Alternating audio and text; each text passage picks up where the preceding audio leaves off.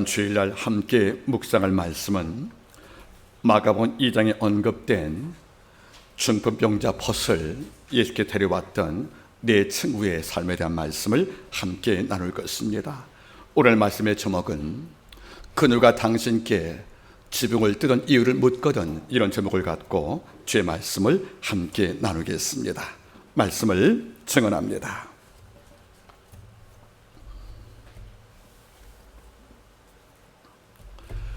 지금 제 왼손에는 책 한 권이 들려 있습니다. 미래학자 제레미 리프킨이 썼던 공감의 시대란 책을 제가 들고 있습니다. 공감의 시대, 이 책을 다 읽어보면 매우 중요한 요지 한 문장이 등장을 합니다. 이 리프킨 이 학자는 말하기를, 인간이 독수리같이 날카로운 부리와 발톱이 없는데, 또 인간이 사자같이 강한 이빨이 없는데, 또 인간이 뱀같이 간교한 죄가 없음에도 불구하고 이 땅에 지배자가 된 이유는 한 가지가 있다, 그런 말입니다. 이것은 바로 공감의 능력이라고 말합니다. 이른바 호모 엠파티쿠스. 한번 따라 하겠습니까? 호모 엠파티쿠스. 공감하는 인간, 이런 말로 그는 규정을 합니다. 그렇습니다. 인간은 이 땅 모든 동생물과 비교할 때 결코 물리적인 생략적으로 바라볼 때는 강자가 아닙니다. 우리는 코끼리만한 거구가 없는 것이고, 사자만한 또는 달리는 말만한 속도감이 없습니다. 또 창공을 지배하는 독수리의 시력들과 그 비상한 속도를 우리는 갖지 못하고 삽니다. 이런데 우리는 스스로 만물에 영장 붙이면서 이 땅을 지배하고 삽니다. 그 이유가 어디 있냐? 이 학자가 함께 연구한 것입니다. 그 답을 바로 호모 엠파티쿠스, 공감의 능력이 있다는 거예요. 이 말을 바꿔 말하면 이 땅을 존재하는 모든 맹수와 짐승에는 공감 능력이 없다는 말과 같은 의미일 것입니다. 여러분, 공감의 능력이라는 말이 무슨 말입니까? 누가 아픕니다. 아프네? 이것이 아니라는 거예요. 나도 아프다는 겁니다. 그래서 그를 위해서 내가 어떻게 하는 것이 아픈 자를 위해서 내 도리일까? 이걸 느끼는 것이 바로 공감의 능력이에요. 누군가 여러분들 고통을 당합니다. 공감 능력이 없다면 이래 말하겠지요. 저렇게 살더니 결국 저런 모습을 겪곤 하네 하고 제3자가 되는 거예요. 이런데 공감 능력은 뭐지요? 저가 당하는 고통을 내가 어떻게 하면 좀 감소시켜 줄까? 내가 어떤 모습으로 그에게 다가서면 그 고난 속에서 그가 힘을 얻을까 하고 내 마음과 물질 노력으로 참여하는 거예요. 그래서 타인의 고통, 결핍, 문제, 아픔을 방관자가 아니라 참여하는 겁니다. 그래서 짐을 나누는 것이고 고통을 함께 분담을 해서 함께 사는 능력이 바로 공감의 능력이 아니겠습니까? 저는 가끔 바라봅니다. 우리가 밖을 나가 볼 때에는 어린아이를 빼고 성인과 어른이 있어요. 여러분, 성인과 어른은 달라요. 성인은 만 18세까지여서 선거권과 함께 결혼에 자기를 얻은 생물학적 나이가 바로 성인이에요. 그런데 성인이 곧 어른은 아니거든요. 어른과 성인은 분명히 차이점이 있다는 거지요. 성인은 단지 나이가 들었던 이런 생물학적 위치를 말하지만 어른은 다릅니다. 어른은 성인 동시에 뭐가 있습니까? 사회적 책임들, 그리고 영적 의무들, 누구의 어려움을 당하고 어떤 부조리가 존재할 경우에 이걸 함께 바라보는 구경꾼이 아닌, 이걸 해결하고 취하기 위해서 내 마음을 드리고 내 삶을 함께 헌신되어서 정말 더 좋아지게 만들기 위해서 그 삶에 동참하는 것이 바로 어른이 아니겠습니까? 이런 걸 바라본다면 현대인은 성인은 적고 성인은 많고 어른이 없다고 해도 큰 과언이 아닐 것입니다. 여러분, 살아보세요. 공감 능력이 없는 사람은 어른 되어도 이 땅에서 사회생활 못합니다. 어떤 사회에서, 어떤 공동체에서 그 사람의 아픔이 존재할 때 이것을 바라보고 함께 채울, 아파하는 마음들과 염려하는 마음이 없다면 어떤 조직사회에서 그 사람은 여러분들 열외가 될 수밖에 없다는 것이 아니겠습니까? 여러분, 살아보세요. 이 시대가 외로움의 시대 아닙니까? 우리가 혼자란 말이에요. 혼술, 혼밥이란 말이 나오거든요. 가끔 물어봅니다. 왜 나는 외로울까? 왜 나는 혼자일까? 바라보면 이유가 남에게 있는 게 아니에요. 어쩌면 늘 내가 혼자인 이유, 내가 어려움을 나갈 때도 그 어떤 누구도 내 곁에서 내 고통에 동참하지 않고 그저 바라만 본다. 이게 서운할 수 있겠지요. 그러나 한번 돌아보세요. 왜 나는 어려움 당할 때 늘 혼자인가? 왜 내 곁에 아무도 없는가? 왜 내가 이 땅을 살아갈 때 나는 그 누구에게 필요한 도움을 받지 못하는가? 왜 난 외롭지? 이럴 때 그 이유를 밖에서 보지 마시고 우리 속에서 찾기를 바랍니다. 그 이유는 우리가 공감의 능력이 없다는 거예요. 내가 그 누구의 아픔에 마음을 쓰여서 아파하는 이런 공감 능력이 없기 때문에 나도 같은 방법으로 그런 고통을 당할 때 그 모든 자가 나한테 열매가 되어서 내가 이방인 된 것이 아니겠습니까? 여러분 돌아보세요. 이런 까닭에 내가 어려움 당할 때 괜찮아? 쉽네. 내가 위로해 줄게. 내가 기도해 줄게. 이런 사람이 내 곁에 있다면 우리 외로운 거 아닙니다. 다시 말하면 사람이 살만한 공간이 뭡니까? 내가 어려움 당할 때, 누가 어려움 당할 때 공감하는 거예요. 그리고 그 공감하는 마음을 함께 공유해서 모두가 함께 나서서 함께 문제 치료해서 수고할 때 이보다 귀한 것이 없는 게 아니겠습니까? 누가복음 7장은 예수께서도 공감에 대해서 굉장히 중요한 것을 볼 수가 있다는 거지요. 누가복음 7장을 좀 바라보세요. 첫 번째가 뭐죠, 여러분들? 백부장의 종이 중풍을 걸린 거예요. 이런 그 당시 종이라는 것은 뭐죠? 노동자입니다. 그런데 노동자가 중풍을 걸린 거예요. 그러면 중풍은 손발에 마비가 왔지요. 노동의 능력이 있습니까? 없다는 겁니다. 그러면 당시 관리상 귀족 아래에 있었던 노예나 종이 중풍 걸리면 이미 노동력이 없다는 것이니까 산에 갖다 버렸거든요. 그러니까 백부장도 남들처럼 병든 종을, 중풍병자 종을 산에 갖다 버리면 큰 문제 없는 거예요. 굳이 예수 만나서 도움 청할 일도 없는 것이고. 그런데 그는 그 노예를 버리지 않습니다. 왠지 아십니까? 그 종을 사랑했다고 말합니다.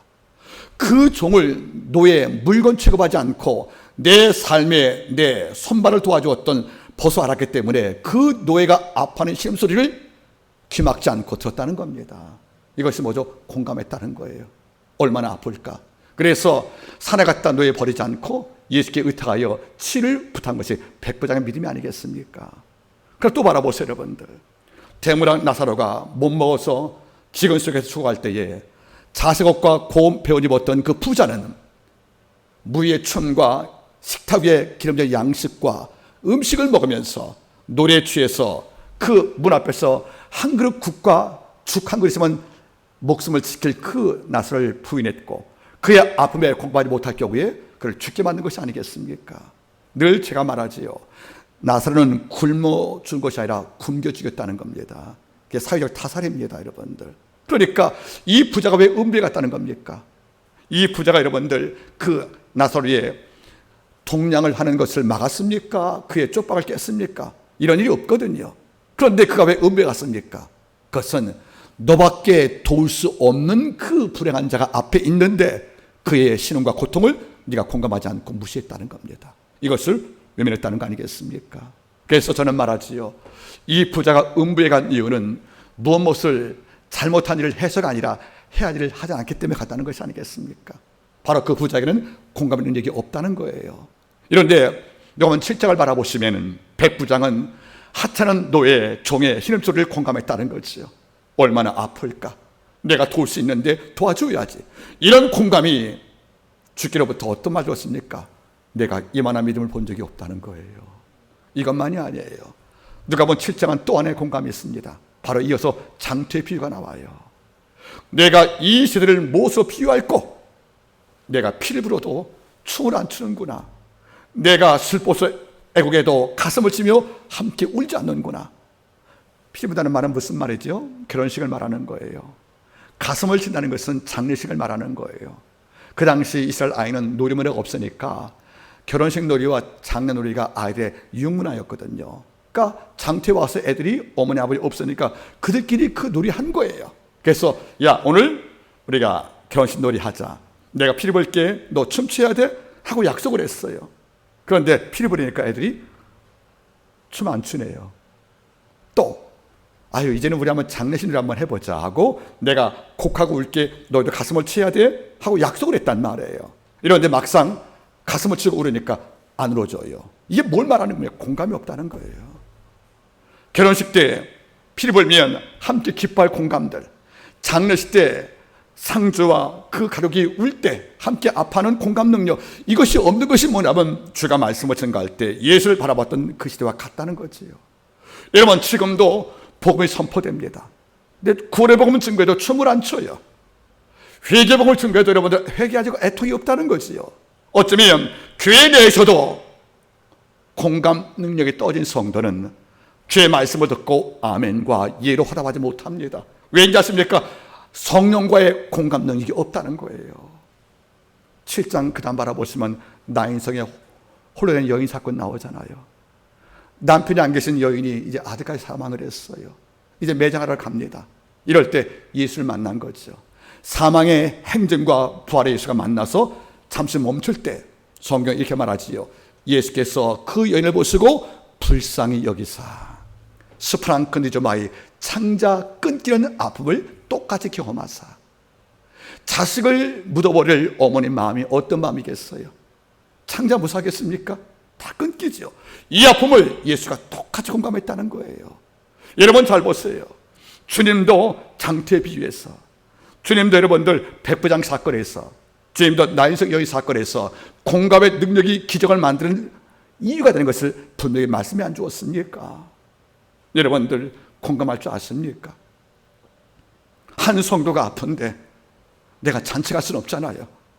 교회가 어려움 당할 때 놀러 갈 수 없잖아요. 내 가족이 권고할 때 우리가 편한 마음으로 살 수 없잖아요. 여러분들 잊지 마십시오. 그런 공감 능력이 사회에서 문화가 되고 교양이 될 때 그 사회가 건강하다, 그런 말입니다. 오늘 이런 문제를 함고 주의 말씀을 나누기를 소망하는 것입니다. 누가 제게 묻더라고요. 목사님, 공감 능력이 뭡니까? 물어볼 때 저는 한마디 했어요. 누가 무슨 말을 하든 어떤 이야기를 들을 경우에 끄떡끄떡 할 수 있는 힘이다.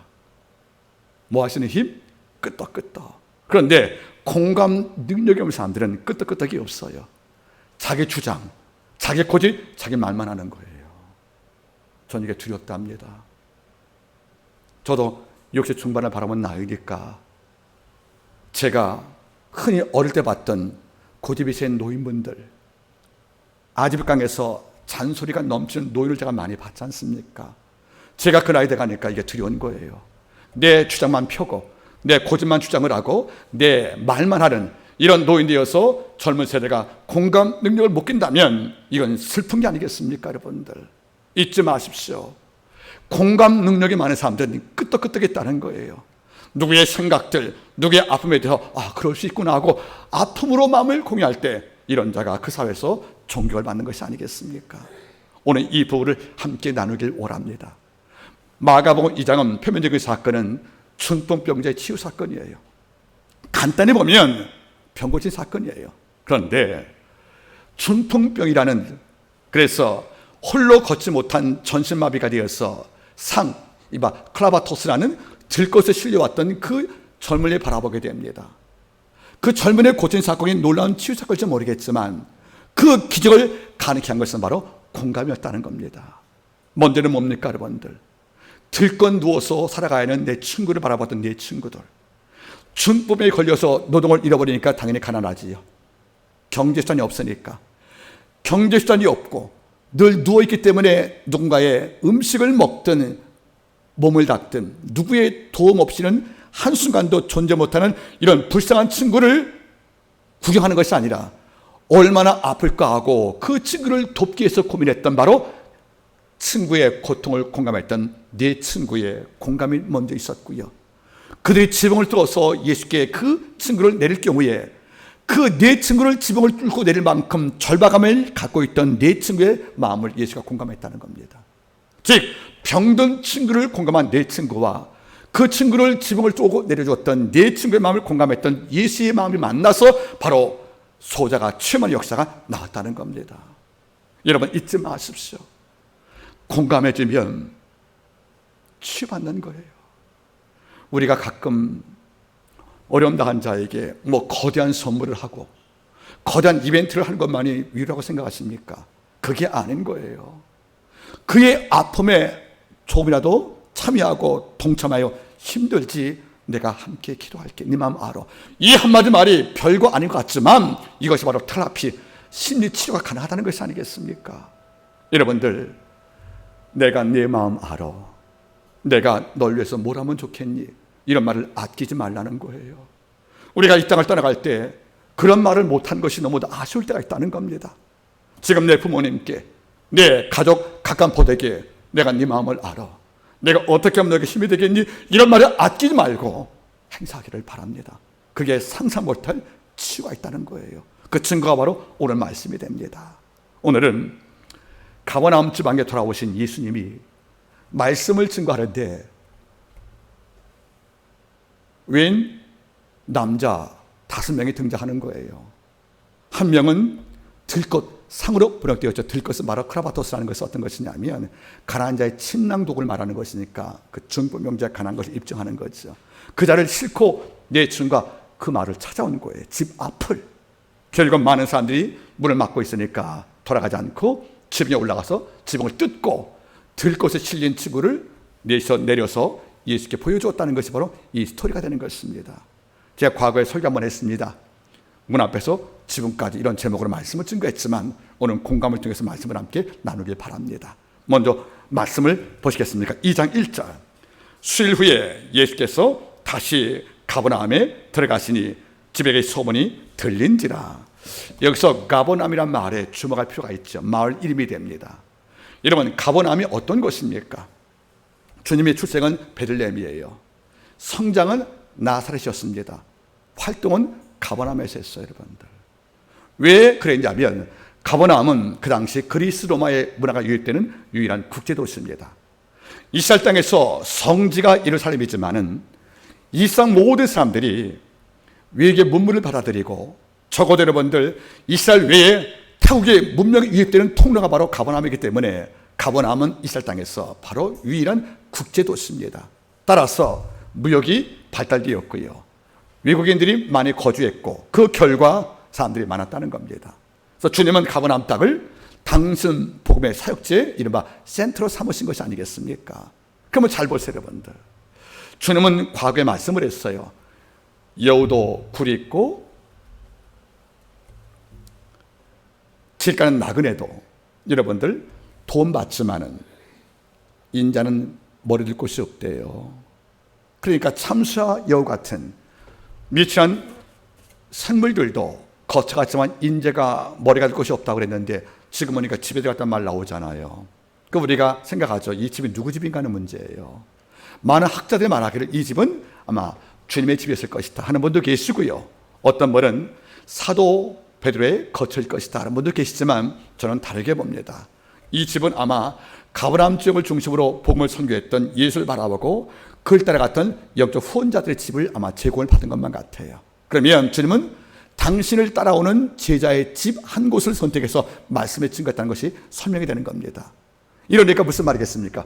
주의 집이 아니라면 이 집에 지붕을 뚫는 사건은 짐을 파는 자가 되는 겁니다. 그렇죠?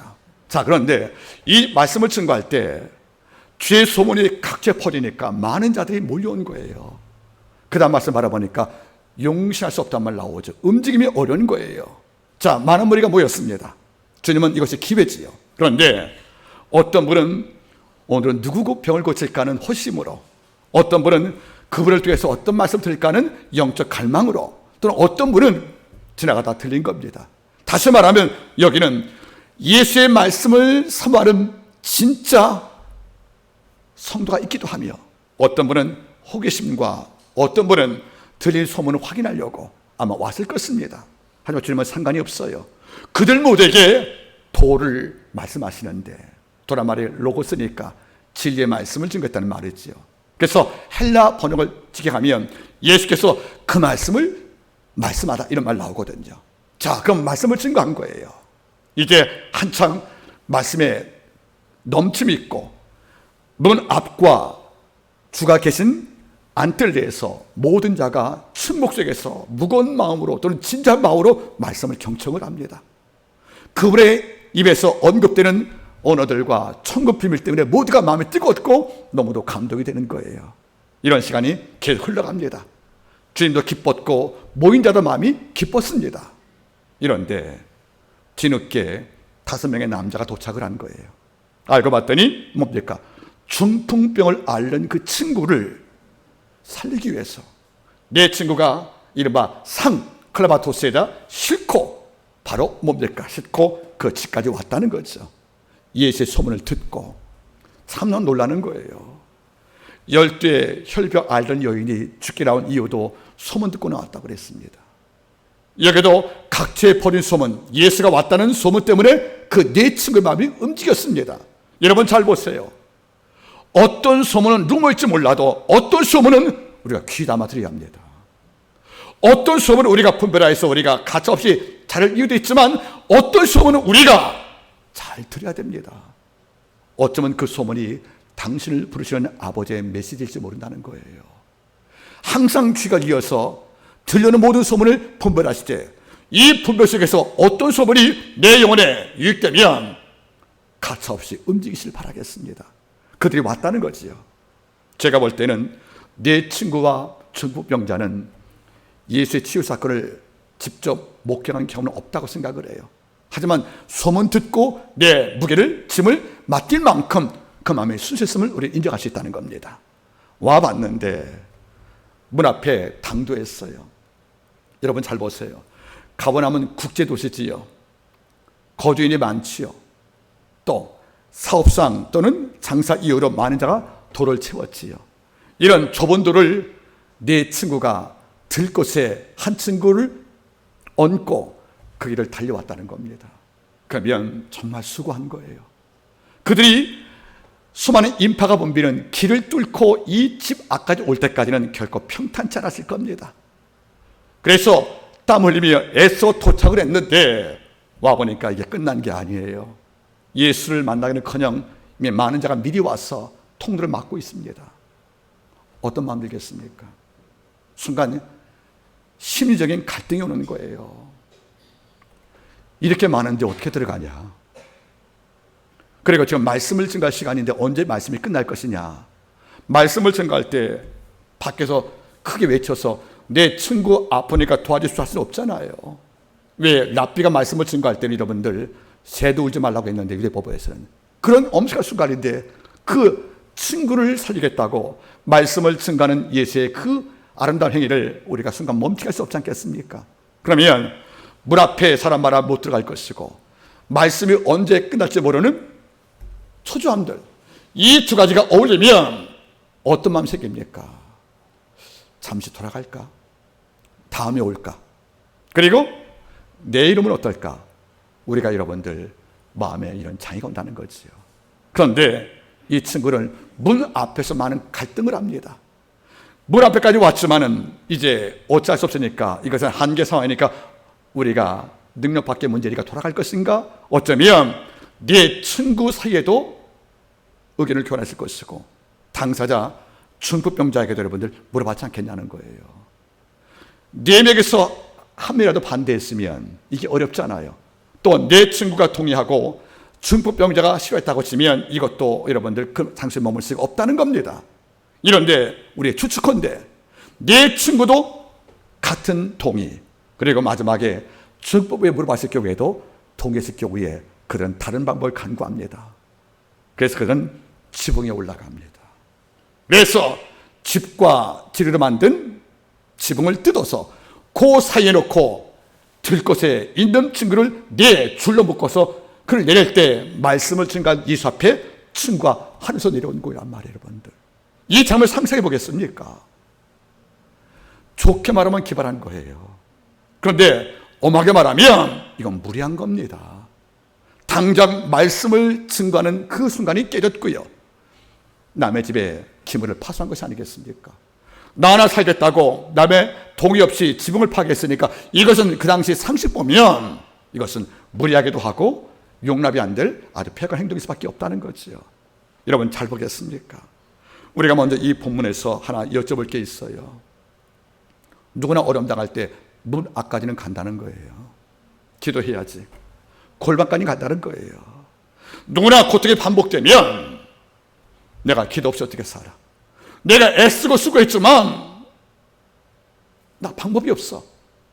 근데 내가 소문 들어보니까 그 누구가 기도할 때, 또 말씀을 읽어보니까 누가 기도할 때 무릎 조아리니 비 안 온 땅 3년 6개월에 머문 땅에서 기도할 때 하늘에 손바닥만한 구름이 생겼고 그 구름이 확장되어서 이 땅에 비가 왔다면서?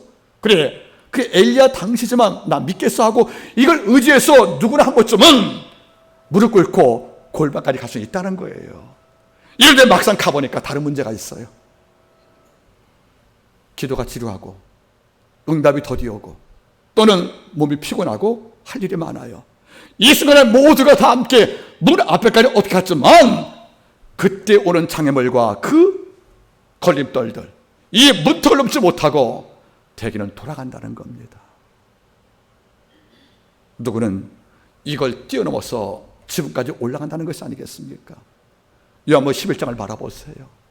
주의 친구 나사로가 기분병을 앓았나 봐요. 죽을 병이라고 성경은 나옵니다. 그래서 미리 마르다 마리아 두 여동생이 오빠의 치료를 위해서 예수께 사람을 보냈잖아요. 와서 좀 도와달라고. 병 치료를 간구했지 않습니까? 근데 주님은 이틀 더 유하셨대요. 어찌 보면 마리아 마르다는 예수의 오심을 기다렸고 주님은 나사로의 죽음을 기다린 거예요. 이런 두 기다림이 달라요, 여러분들. 결국 나사로가 사망하고 장례가 끝나고 사흘이었어요. 시신이 썩었죠. 그때 오셨네요. 마르다 말은 너무 서운한 거예요. 우리가 오빠 생전에 당신께 섬긴 그 깊이가 얼만데 돌아가신 다음에 뒤늦게 병문안 오셨느냐고 사망 유일하셨느냐고 이게 상처가 된 거예요. 그런데 주님은 말씀하지요. 오빠 어디 있냐고. 몰라 묻습니까, 여러분들? 죽었으니까 무덤 아니겠습니까? 할 말이 뭐죠?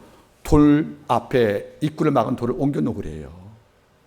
여러분, 시신이 썩어서 부패한데 사망한 지 사흘이어서 썩은 냄새가 진동하는데 그 뭐 좋은 냄새라고 눈물 흘려가면서 오빠의 장례를 마쳤고 돌문으로 밀봉을 해서 오빠의 그 죽었던 고통을 잊으려고 애써 마음 눌러왔는데 그 돌문을 또 넣는 순간에 오빠의 썩은 신을 또 볼 때 두 자매 마음은 또 찢기거든요. 이것도 모르셨는가? 주께 서운합시게 돌 무덤에 있는 돌을 옮기라는 거예요. 이러니까 참다 못한 마르다가 반발했어요. 썩어진 나으려 냄새가 나는데 왜 꼭 열려고 하십니까? 그냥 문 안 하고 가시지, 이런 말일 거예요. 그때 여러분들 돌문을 여는 것은 쉽지 않은 문제죠. 이것은 문 앞에까지 왔다는 겁니다. 이럴 때 주님은 마르다 마리아가 돌을 옮기는 지붕까지 올라가는 믿음을 아버지가 기대한 거예요. 그래서 꿈틀거리지 못하고 가만히 있는 그 자매에게 이렇게 말합니다. 요한복음 11장 40절 말씀. 내가 믿으면 하나님의 영광을 버리라 하지 않더냐. 내 말이 내가 믿으면 하나님의 영광을 버리라 하지 않더냐. 이 순간 두 자매가 무덤 앞에서 쪼그리고 앉아서 낙심하다가 드디어 돌문을 열게 되는 거죠. 결국 지금까지 올라갔다는 것과 같다는 겁니다. 여러분 잊지 마세요. 어떤 순간 고난이 반복될 때는 우리가 다 문 앞에서 주저앉는 거예요. 어떻게 갈 주인은 왔어요. 그냥 상처 많고 아파도 교회까지는 왔어요, 여러분들. 그리고 골방에 못까지 잡았어요, 손잡이까지는. 이런데 순간 너무나 힘들었던 고통이 몰려와서 더 이상 기도가 안 되는 거예요. 기도의 줄 놓고 싶은 거예요. 낙심하고 싶은 거예요. 이럴 때 잊지 마세요. 내가 믿으면 하나님의 영광을 보리라 하지 않더냐고 주가 말씀하는 겁니다. 그래서 들은 말씀을 끄지 않고 주님 제가 산자의 땅에 있습니다. 여호와의 은총을 보길 소망합니다. 주여 내 슬픔 변하여 춤되게 하시고 내 베옷을 다 벗겨쓰고 축제옷을 내게 입혀주시길 원합니다. 이런 말씀을 믿고 약속을 삼아서 우리가 문을 뛰어넘어 지붕에 올라갈 때 기적은 우리한테 가능하다는 겁니다. 문 앞에서 돌아가지 마세요. 지붕까지 가야 합니다. 악한 마귀가 어떤 존재인데 우리를 순순히 기도의 세계까지 인도하겠습니까? 여러분, 악한 영이 공중 권세 잡은 자인데 우리가 순전하게 기도할 공간과 시간을 허락할 수 있겠습니까? 우리는 바빠서 기도 못한다는 거예요. 우리는 아파서 기도 못한다는 거예요. 이 말을 이해 못하는 바가 아닙니다. 그러나 돌아보세요. 하나님과 깊이 교제하고 하나님의 음성을 청취하고 하나님의 능력을 공급받아 헤롯의 칼을 이겼던 무릎 꿇린 교회가 기도에서 사는 것인데, 그런 엄청난 기도에 담긴 그 선물과 능력을 우리에게 순순히 맛보게 하겠습니까? 악한 마귀가 문 앞에까지 와도 지붕까지 못 오게 만드는 거예요. 그래서 우리로 하여금 무슨 말이겠습니까? 하나님께 절박함으로 나갈 길을 자꾸 많은 것이 악한 영의 역사인데, 우리는 문 앞까지 가까이 오고도 결국 돌아갈 때가 많다는 걸 볼 때 하나님 마음이 어떻겠습니까? 아마 중풍병자 4친구 5명 남자도 같은 마음이었을 거예요. 내일 올까? 돌아갈까? 이 설교 언제 끝나? 그리고 설사 끝나도 우리 앞에 있는 사람들이 너무도 많은데 우리 순서가 언제 오냐는 거예요. 거기 온 자도 아픈 자가 있을 터이니 그들 안산 밤날 있고 유대 관료상 옷 있으면 여러분들 모두 끝나는 것인데, 여러분 기약할 수가 없지 않습니까? 그러면 내일 오지 이러면 없지 않을 거란 말이에요.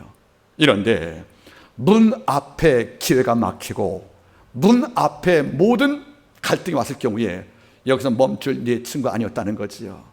그러면 저 지붕으로 올라가자. 이스라엘 지붕은 마당 내에 양을 키우는 곳간이 있고 쥐가 태어났던 마옥간이 있습니다. 왼쪽 옆으로 여러분들 경사지게 지붕이 있고 그 지붕은 우리의 초가처럼 되어 있으니까 뚫을 수가 있다는 거예요. 그래서 내 친구는 먼 길 달려왔어요. 그들끼리 말하는 거죠. 우리 힘을 한번 더 써보자고. 왜? 지붕 한번 올라가 보자고. 그래서 친구를 데리고 올라갑니다.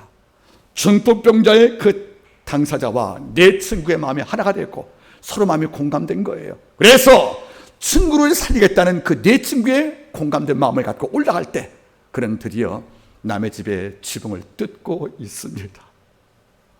바삭 바삭 소리가 납니다. 그리고 지붕이 열렸습니다. 이 순간 내 친구가 크라바토스 들꽃의 모퉁이 넷의 끈을 묶고 그를 위에서 공중부양으로 내립니다. 순간 말씀을 전가 주님 앞에 뭐가 쑥 내려오는 거예요. 아마 그때 지금 놀랐을 겁니다. 이게 뭐지 하고. 순간 말씀을 순간 예수가 멈췄고 이걸 바라봤던 그 마당 안에 모든 사람들이 순간 마음속으로 놀랍니다. 그리고 이런 마음이 왔을 겁니다. 이게 무슨 짓이야? 이렇게 무리할 수가 있어. 누구의 지붕을 뚫고 기분을 파괴한 죄도 적지 않은데 랍비의 말씀을 듣는 이 거룩한 시간을 파괴하는 저 사람들의 행동은 무엇인가 하고 극히 분노했다는 거죠. 이런데 주는 말씀합니다. 성경 말씀에 일어납니다. 2장 3절 사람들이 한 중풍병자를 네 사람에게 메워 가지고 예수께로 올세 무리를 인하여 예수께 데려갈 수 없으므로 그 계신 곳 지붕을 뚫어 구멍을 내고 중풍병자를 누운 상에 달아 내리시니 따라하세요. 예수께서 저희의 믿음을 보시고 아멘. 여러분들 그곳에 모인 군중들과 주님은 서로 다른 것을 봤어요. 그곳에 모인 군중들은 지붕을 뚫었던 그 청년들의 폐악을 받고 지붕을 파괴해서 그 층을 내렸던 그 친구들의 무리함을 봤지만 주님은 다른 걸 봤습니다. 친구를 살리고자 하는 내 친구의 절박한 믿음을 봤다는 겁니다. 여러분 보세요. 같은 사건을 보고도 서로 다른 것을 봤습니다. 많은 군중은 지붕을 뚫었던 젊은이의 무례한 행동에 분노했지만 주님은 행동에 담긴 친구의 절박을 봤다는 거죠. 이걸 보고 하는 말이 뭐죠? 믿음을 봤다는 거예요. 여러분 잊지 마세요. 주님은 이런 분이세요. 주님은 우리와 다른 걸 보고 있다는 거예요. 여러분들 우리는 한 개인이 어려움 당할 때 뭘 봅니까? 그렇게 노력한 터니 저렇게 기르더니 일 당했냐 하고 그의 불행을 보지만 주님은 다른 걸 보시는 겁니다. 얘를 어떻게 살릴까? 그래서 군중은 5명의 청년의 무례한 행동을 주목했지만 주님은 그의 믿음의 사건이 우리한테 위로가 됩니다. 여러분들, 여러분 잊지 마십시오. 이런 상상을 해봐요. 이 친구 병 났지 않습니까? 앞으로 이제 병 난단 말이에요. 중병자, 그죠?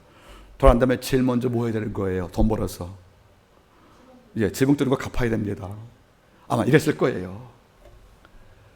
지붕을 뚫어서 남의 집에 기물 파손죄가 물론 있겠지만 이건 후에 갚으면 되고, 예수의 말씀이 우리 때문에 중단되면 사과하고 또 들으면 되지. 이게 그들 마음인 거예요. 마음이 열린 겁니다. 하지만 어떤 말이 더 큰 것입니까? 지금이 아니면 내 친구 어떻게 살려? 지금이 아니면 평생 누워서 남의 도움 받고 사는, 그리고 제 손 벌려 음식 하나 떠먹지 못하는 내 죽은 송장 같은 내 친구 지금 아니면 어떻게 살려 하고 그 마음의 절박함이 예수께 전달되었다는 겁니다. 이러니까 무례해도 주님께 무례한 게 아니었어요. 그러니까 주님은 믿음을 받다고 칭찬하십니다. 그의 자비가 여기 있다는 거예요. 여러분들, 내일 할 일도 있지만 지금 할 일도 있다는 겁니다. 지금이 아니면 안 될 일이 있다는 거예요. 여러분들, 여러분 뭐를 지금이 할 길을 미루고 있습니까? 여러분들, 시간이 내 편이라고 생각하십니까? 여러분들, 그게 아닐 거예요.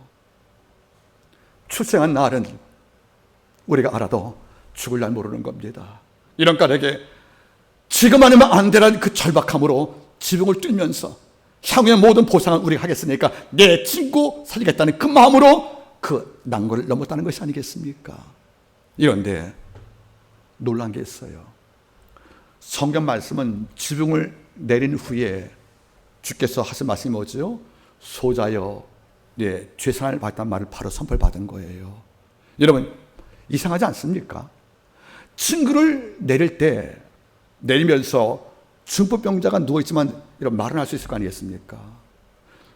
선생님 죄송합니다, 내 병 좀 고쳐주세요 했다든지, 그를 내린 내 친구가 지붕에서 구멍이 뚫렸으니까 거기다 머리를 내놓고 나서 지금 내가 내 친구를 주님 살려주십시오 하는 간구 청원 외침이 없었다는 겁니다. 없지만 주님은 그 마음을 읽었다는 겁니다. 전 이게 감사하는 거예요. 내 친구와 중병자는 예수께 도움을 구한 적이 없어요. 말로 외치고 간구하고 여러분 소친 적이 없다는 거예요. 그러나 소리보다 강한, 외침보다 강한, 부탁보다 강한 지붕을 뚫고 땀을 흘리면서 아마 이랬을 겁니다. 내 친구 내려올 때 땅에 떨어지면 안 되잖아요, 그렇죠? 추락하면 안 되니까 끈을 넷이 붙잡았겠지요. 그럼 여러분들, 위에서 아래 내리는 내 친구가 적어도 청년인데 4명이서 모서리 붙잡고 끈을 내릴 경우에 그 무게를 감당할 수 없을 거예요. 아마 저는 상상합니다. 그 들것이 뒤집어지지 않기 위해서 평행을 맞추려고 넷이서 손잡을 때 얼굴에 땀이 흘렀을 겁니다. 아마 그 땀방울이 어쩌면 내려가는 친구의 머리맡에, 말씀을 증가하는 예수의 머리 위에 어쩌면 그 앞에 떨릴 것입니다. 이걸로, 그 땀방울로, 그리고 그를 내리기 위해서 끙끙거리는 내 친구의 신음소리와 함께 그 아픈 소리, 이걸로 주님은 나 도와주세요, 친구 도우소, 이걸 능가하는 기도의 음소리 아버지가 경청했을 것입니다. 아무것도 안 구했으나 이미 듣고 이미 그 마음을 읽으셨습니다. 이사야 65장 24절 말씀을 기억을 합니다. 그들이 부르기 전에 내가 응답하겠고 그들이 말을 마치기 전에 내가 시행하리라. 여러분 잘 보세요. 주님은 우리의 기도 하기 전에 이미 응답을 준비하시고 우리가 말 마치기 전에 그분이 내 기도 이미 시행한다는 거예요. 여러분들, 비록 친구를 붙잡고 내는 순간이기 때문에 호흡이 가쁘니까 말은 못했을 거예요. 땀이 줄줄이 흘러서 마당을 아마 적셨을 것입니다. 주는 그걸 본 겁니다. 바로 저것이 진실 없는 기도보다, 그 행동이 목만 큰 소리보다 더 참 기도할 수 있겠구나. 여러분 따라서 어떤 행동은 소리보다, 말보다 소리가 크다. 어떤 행동은 말보다 소리가 큰 거예요. 여러분들, 결국 내립니다. 주는 다 보신 거죠. 군중은 기물을 파손한 젊은이의 무례한 행동을 보고 분노했지만 주님은 다른 것을 봤어요. 친구를 살리고자 하는 그 심장 속에 떨리는 절박함을 봤다는 겁니다. 그리고 한 마리 말을 외치고 말도 없이 도움을 구한 적은 없지만 이미 그 행동 속에 담겨진 친구들의 진실과 그 청혼을 예수가 듣고 있다는 거지요. 순간 주님은 충분한 겁니다. 소자야 내 죄사함을 받았느니라. 부를 때 소자야래요. 헬라어로 테크논이에요. 테크논. 테크논이 뭐냐면 헬라어 틱토에서 왔어요. 틱토가 뭐죠? 방금 태어난 자. 그러니까 내 아이야라고 불렀다는 거예요. 내 아이야. 그리고 죄사함을 받았다는 거예요. 여러분 잘 보세요. 몸 낫게 왔는데 주님은 죄사함의 은총을 선포하셨네요.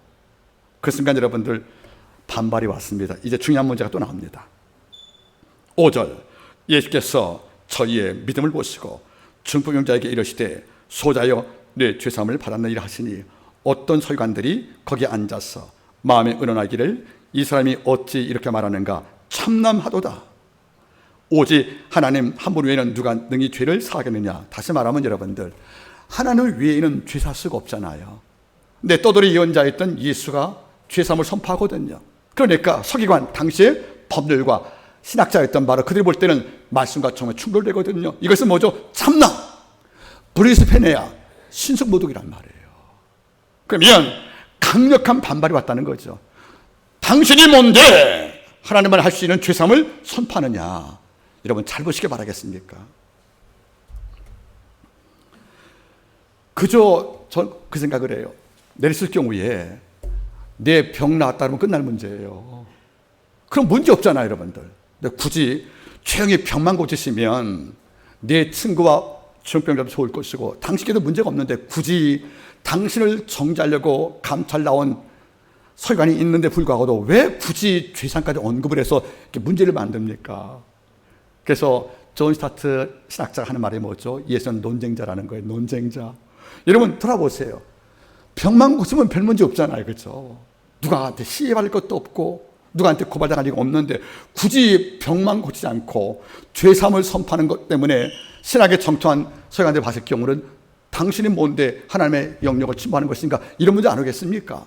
여러분 사실 맞는 말이에요. 구약 때 죄사함은 조건이 세 가지예요. 첫째 뭐죠? 여러분들 따라하세요. 오직 제사장만. 제사장이 몫인 거예요, 여러분들. 따라하세요. 두 번째는 뭐죠? 오직 성전 내에서 속죄 제사로만. 제사 없이 안 되는 거예요, 여러분들. 죄사함은. 따라하세요. 세 번째 여러분들. 오직 죄인이 제물을 드림으로. 그러니까 무슨 말이에요? 제사장을 찾아온 죄인이 제물 드려서 성전 내에서 속죄제사 드려야 죄산받는 거잖아요. 이런 과정을 지금 주님은 한 번도 겪지 않으시고 이 과정을 무시해버리신 거예요. 이러니까 구약의 정통한 학자인 서기관들은 예수 행동에 말이 안 되는 문제지요. 당연히 반발하죠. 이 참남하다 브레스메니아 이런 신성모독죄를 이런 말 날 수밖에 없다는 겁니다. 그래서 저는 그러는 거죠. 왜 굳이 이렇게 어렵게 걸어가시는가? 이유가 있답니다. 2장 보세요, 여러분들. 10절. 인자가 땅에서 죄를 사는 권세가 있는 줄을 너희로 알게 함이라. 이거예요. 이제 예수 내가 왔다. 하나님의 아들이 왔다. 이는 성전도 아님, 제사장도 아님, 짐승의 죽음도 아님. 예수 그리스도의 십자가의 공로가 죄사함의 이유와 근거일 수밖에 없다는 거죠. 더 이상 죄인의 죄사함을 성전과 제한테 맡기지 않겠다는 겁니다. 내가 직접 십자가 죽어서 인간 죄사함을 아버지가 집행하시겠다는 약속이 여기 등장하는 겁니다. 여러분 잊지 마세요. 이제 신학시대 성도는 제사 드리지 않습니다. 짐승을 잡지도 않습니다. 우리는 성전 가서 속죄받는 것이 아니고 누굴 통해서 제사 받는 것이 아니란 말이지요. 오직 예수 그리스도의 공을 통해서 우리가 받고 우리가 구원받는 겁니다. 이것을 말씀하려고 자기를 정죄하고 신학적 논쟁을 벌일 걸 뻔히 알면서도 그저 병만 고치지 않고 왜 죄사함을 선포했는가? 여기에 이유가 있다는 것이 아니겠습니까? 이런 다음에 결론입니다. 죄사함을 선포한 이후에 주는 마지막으로 선물 줬습니다. 11절. 내가 네게 이르노니 일어나 네 상을 가지고 집으로 가라. 그가 일어나 그 상을 가지고 모든 사 앞에 나가거늘 저희가 다 놀라 영광을 하나님께 돌리며 가로되 우리가 이런 일을 도무지 보지 못하였다. 여러분 잘 보세요. 죄사함을 얻게 하시고 그 다음에 그 친구가 기뻐했던 육체의 치를 주었다는 거죠. 여러분 잘 보십시오. 이제 마지막에 대반전이 나옵니다. 들것에 실려온 자가 들것을 싣고 나갑니다. 그리고 누운 자가 걸어 나갑니다. 그리고 우울했던 자가 영광을 돌리게 만들었습니다. 전 이게 너무 멋있는 거예요.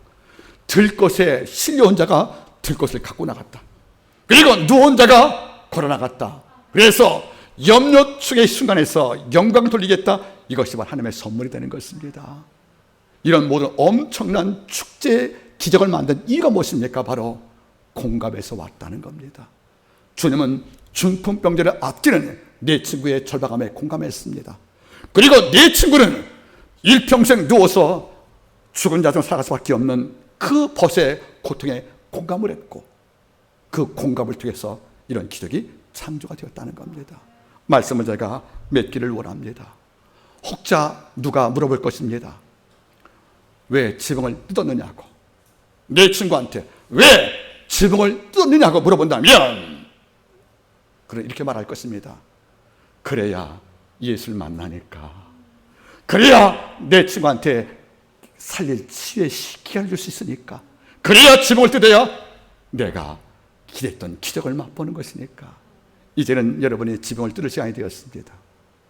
어떤 이유가 장벽이 되어서 두꺼운 지붕으로 존재해서 내 죽게 나가는 길을 막고 있다면 이제 문 앞에서 멈추지 말고 지붕을 뜯는 결정과 선택은 여러분께 있다는 겁니다. 이번 주에 백신을 맞았습니다. 몸이 참 무거웠고 나이가 체력을 좀 버티지 못하는 것 같아요. 그런데 하나님께 약속한 기도 시간이 있잖아요. 마음속으로 이겠더라고요. 이번 주만 좀 쉴까? 너무 아프니까. 내세가 못했지만, 근데 이 말씀을 준비하면서 성령께서 감동을 주는 거예요. 그래도 지붕은 뜯어야지. 그래야 주 앞에 나가고, 친구가 중풍병자를 예수께 위탁했듯이 내 짐도 내 고통도 지금의 널 아프게 했던 모든 상처도 예수께 위탁할 수 있지. 여러분 이제 지붕을 뜯기를 바랍니다. 그래야 기적도 승리도 만족도 오는 것이 아니겠습니까? 이번 주간이 지붕을 뜯어서 하나님의 능력을 체험하는 시간 되기를 주님으로 함께 축복합니다. 기도하겠습니다.